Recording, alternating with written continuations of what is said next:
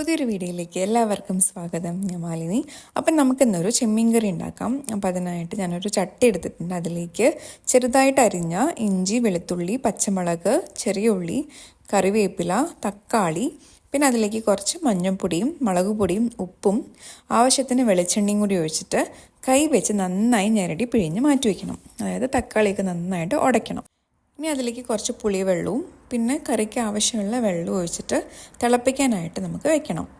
ഇനി നമുക്കൊരു തേങ്ങ വെച്ചിട്ടൊരു അരപ്പുണ്ടാക്കിയെടുക്കാം. അതിനായിട്ട് തേങ്ങയിലേക്ക് 2 ചെറിയ ഉള്ളിയും കുറച്ച് മല്ലിപ്പൊടിയും കൂടി ഇട്ടിട്ട് നന്നായിട്ട് അരച്ചെടുക്കാം.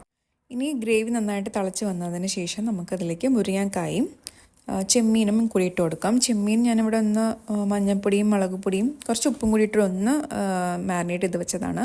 അത് നിർബന്ധമില്ല. ഇനി അത് വേവുന്ന വരെ നമുക്ക് അടച്ചു വയ്ക്കാം. ഇടയിലിടയിലൊന്ന് ചുവട്ടി കൊടുക്കാം.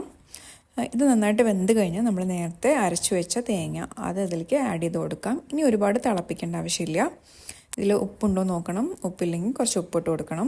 ഇനി ഒരുപാട് തിളപ്പിക്കേണ്ട ആവശ്യമില്ല. ഒന്ന് തിളപ്പൊട്ടിക്കഴിഞ്ഞാൽ നമുക്കതിലേക്ക് നല്ല വെളിച്ചെണ്ണയിൽ ചെറിയ ഉള്ളിയും കറിവേപ്പിലയും കൂടി നന്നായിട്ട് മൂപ്പിച്ചതും കൂടി ഇട്ട് കഴിഞ്ഞാൽ നമ്മുടെ കറി ഇവിടെ റെഡിയായി.